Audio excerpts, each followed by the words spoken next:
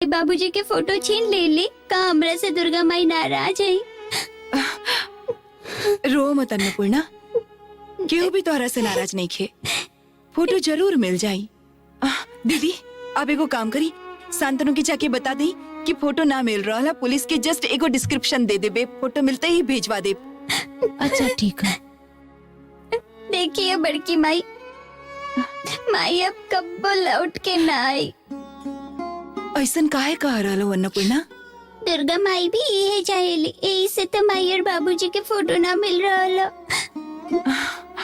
जब माई बाबूजी हुआ न रहन तो माई बाबूजी के फोटो हमरा पास ही रहे, हम वो फोटो से ही बात करत रही।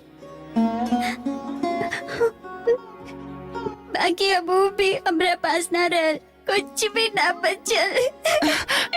ना अन्नपूर्णा, ऐसन बात मत कहा, तो हर माई जरूर लौट आई है, देखिए जरूर लौट आई है।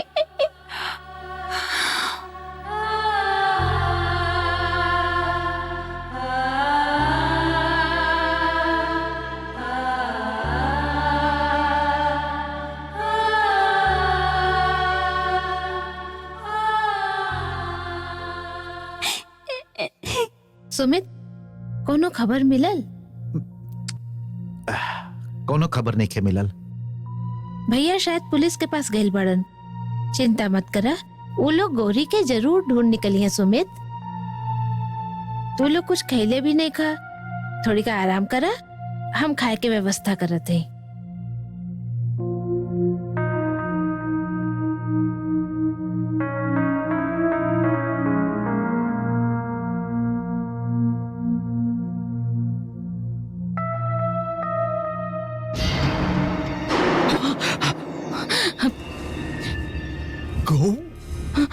चुप, एकदम चुप।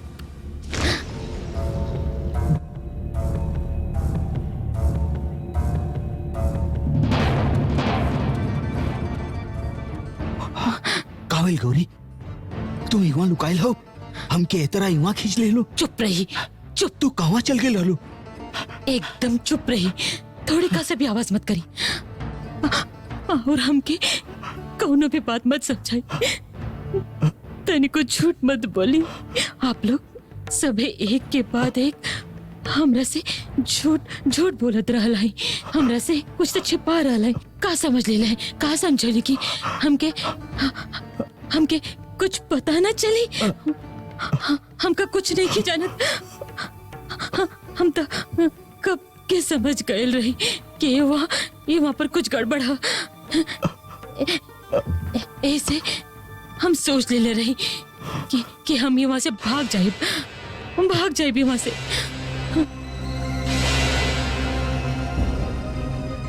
हम यहाँ से निकल के वो छोट सा कमरा में गए रही। वो कमरा में हमके कुछ चीज मिलल।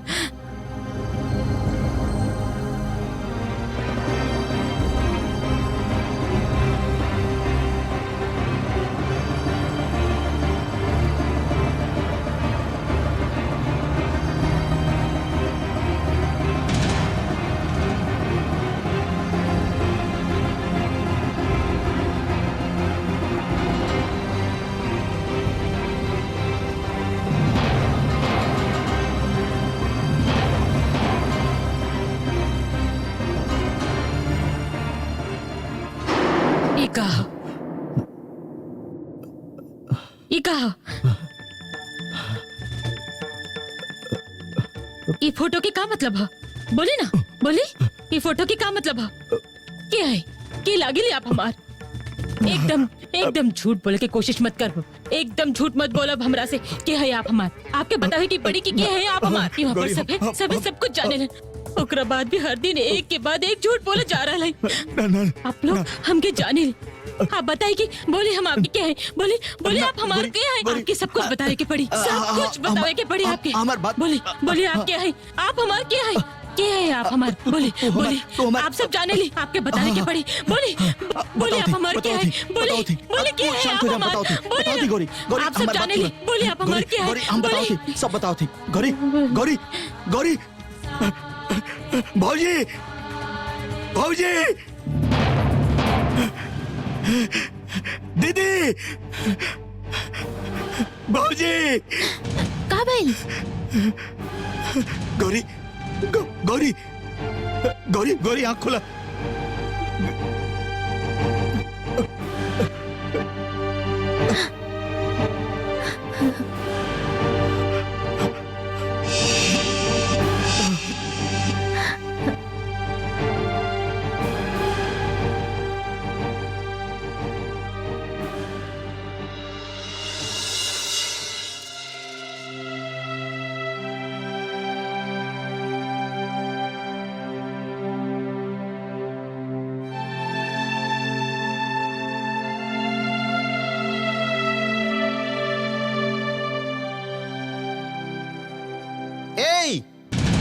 अभी तक लिखी जगल, अभी तक होश नहीं लेकर के का भाई डॉक्टर का कह रहल बाड़न। सुमित, डॉक्टर तो देख रहा बाड़न, देखी दा, तू शांत हो जा।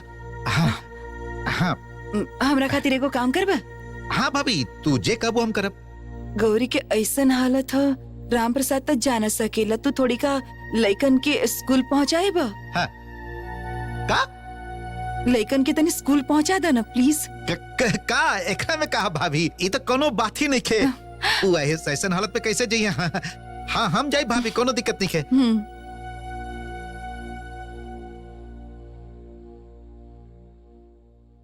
देखिए, इनका दिमाग में बीमारी है, यही से उल्टा सीधा दवाई खियावल हमके ठीक नहीं खे लागत, हमके पसंद नहीं खे।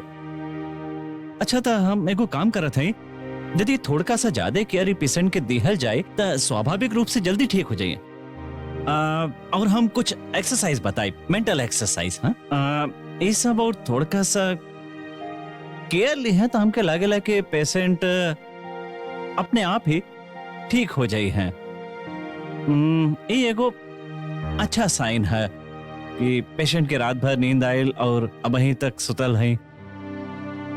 हम लोग के धीरे से काम लेवे के चाहिए, थोड़ा का इंतजार करे के चाहिए। ओकरा बाद ऐसा भी हो सकेला कि पेशेंट जगला के बाद सबे के पहचाने लगे, अपन पति के पहचान लेवे। एक्सीडेंट भइल रहे, वो सब कुछ भुला गए रहे। ओकरा बाद अंत में हीरोइन की सब कुछ याद आ गए रहे। देखियो, गौरी माई भी जल्दी ठीक हो जाइए। ये सब सिनेमा में ही हो खेला। ना ना सच कह रहा है, भगवान कसम। प्रिंसिपल मैम तो के बोलवले है ना, चलो चलो। सुना, तू लोग प्रिंसिपल मैडम के पास जा रहा हो? हाँ मैडम का हम लोग के डटे हैं, हम लोग तो कुछ भी नहीं के कहले। वो तू लोग के डटिए ना, तू लोग जे नाटक में काम कर ले रहो ना, ओकर फोटो आइल है, उहे दिखावे खातिर बुलावले हैं। जा। फोटो आ गई? हाँ। अरे वाह, चला ना। अरे सुना आभा, आभा तू अकेले जा, हमके थोड़ी का अन्नपूर्णा से बात करे दो। जा। अन्नपूर्णा, तोहरा से क्यों मिले आइल हैं? हमरा से मिले? एवा पर के आइल है मिले? ओ आ खड़ी हैं।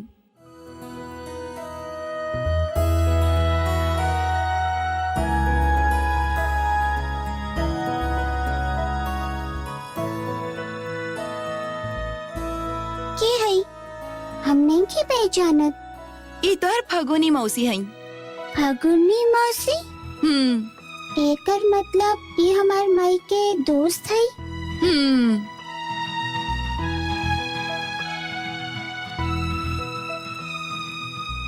फगुनी मौसी, बापूजी हमके तोहरा बारे में बतौले रहन। तुम आई के संगे रख ले रहो ना, बहुत प्यार करेलू तुम आई से, हम सब जाने ले। तुहार माई जब हमरा संगे रहत रही ते तुहार कितना बात करत रही। तुहार माई तोहके बहुत प्यार करेली। माई तो के बतौली? हाँ, हमेशा तो तोहरे बात करत रही। तुहार स्कूल में जे नाटक भइल रहे ना, जे में तू रानी बनल रहू, ई बात सुन के तुहार माई बहुत खुश भइल रही। वो बहुत प्यार करेली तोहरा से।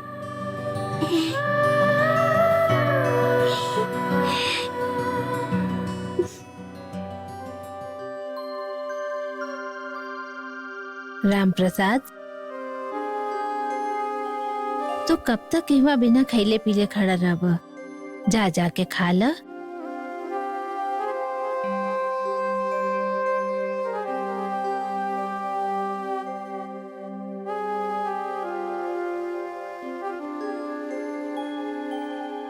तू खाना न खाइबा और बीमार पड़ जाइबा त गौरी के देखी बतावा।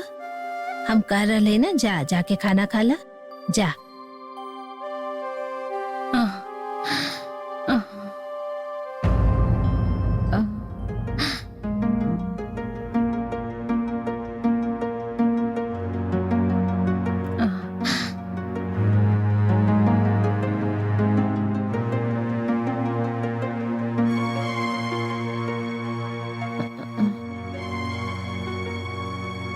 गौरी गौरी गौरी का भेल गौरी? उठबू बैठबू बैठबू, उठा उठा उठा, धीरे धीरे धीरे बैठा। पानी पीबू?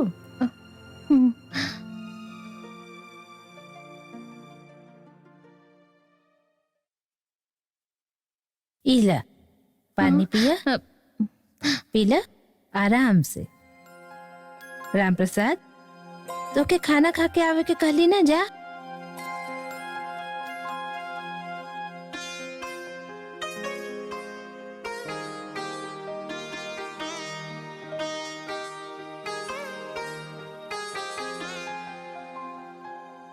अब तो जा।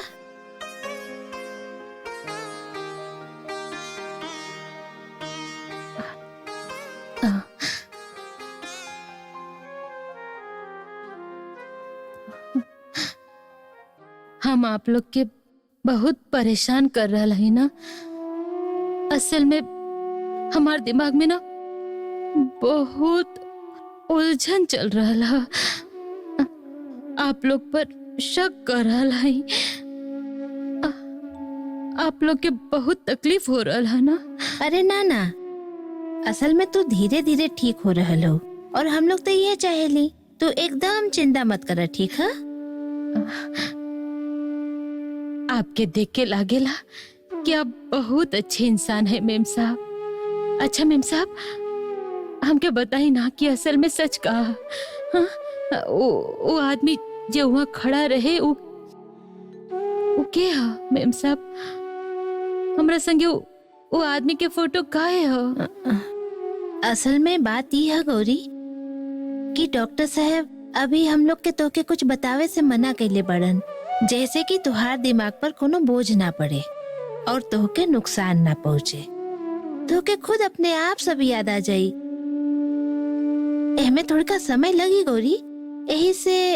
ओह, यही से आप लोग हमके कुछ ना बता रहा है, सब बात घुमा फिरा के कह रहा है, हमरा से सब कुछ छुपा रहा है। और हमके देखी हम सोचत रही कि आप लोग कुछ न कुछ गड़बड़ कर रहा है। छी छी छी छी। गौरी, अभी ये सब बात रहे दा। मेम साहब, एकर मतलब हो कि आप लोग सबे हमके जाने ले। आप दूसर मेम साहब और दोनों लइकन, वो आदमी, आप लोग सब हमार आपन है का? हम आप सभे के पहचाने ली? गौरी, एकरा देखा।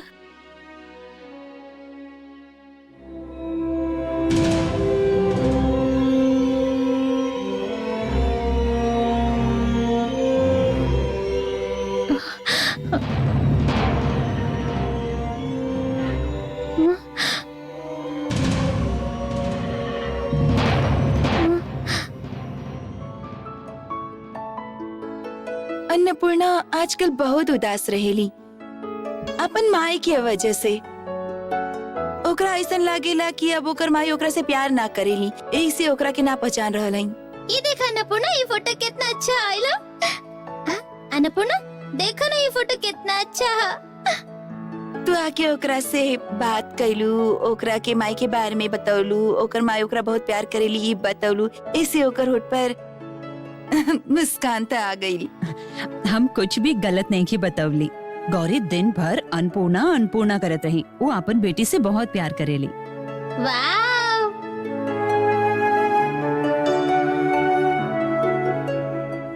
अन्नपूर्णा तो केकरा देख रहा हो? फगुनी मौसी के फगुनी मौसी हमार माई के दोस्त है। अब हम चली मैडम, ना तक काम पर बहुत देरी हो जाए। तू जा। ठीक है।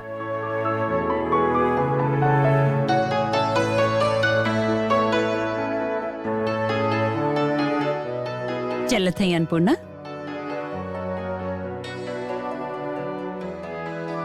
फगुनी मौसी एगो बात कहल भुला गई रही। का?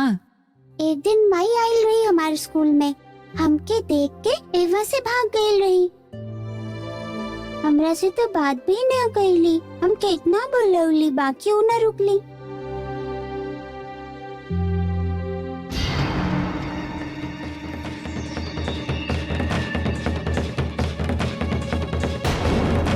यदि माई सचमुच हमरा से प्यार करती तो फिर भाग काहे जाती?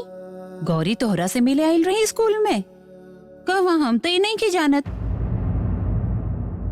बाकी अन्नपूर्णा हम जाने ली कि तुहार माई सचमुच में तोहरा से बहुत प्यार करेली। अब हम चलिए अन्नपूर्णा। हाँ?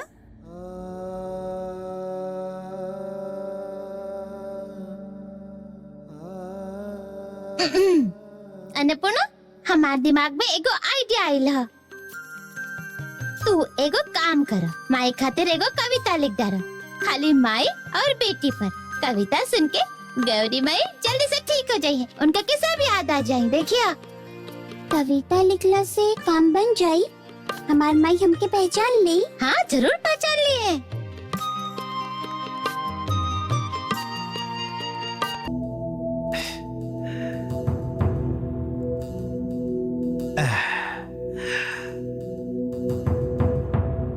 सुनी, आपका सचमुच में गाड़ी चला के लइकन के स्कूल पहुंचा देली और फिर गाड़ी चला के वापस भी ले आईली। हाँ ता हम क्या कुछ समझ में ना आ रहा है।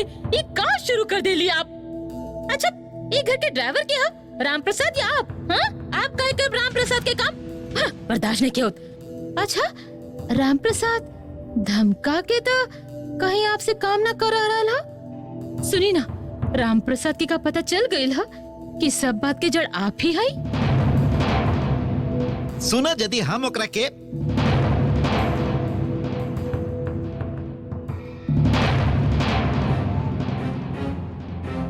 हम कहे सब बात के जड़ बनब।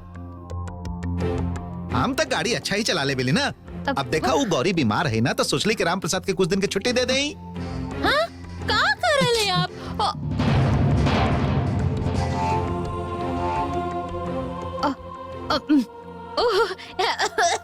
ये बात है, बहुत अच्छा कहली जे आप ऐसा सोच ली। बहुत अच्छा काम कहली। ये जे आप राम प्रसाद पर दया दिखौली कि कोनो मामूली बात नहीं की। सचमुच आप दया के सागर है। हाँ, ठीक है, ठीक है, सुनी ठीक है। जी, बुला जा, बहुत छोड़ा। अच्छा कहली। बहुत खूब।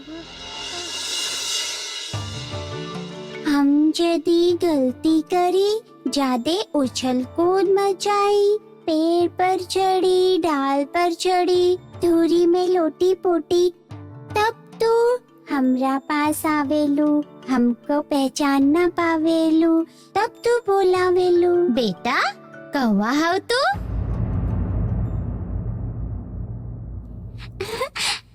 हम हंसेली छुप छुप के।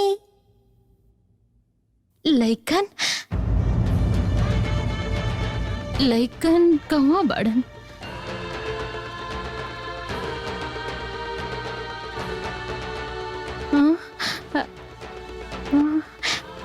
माई,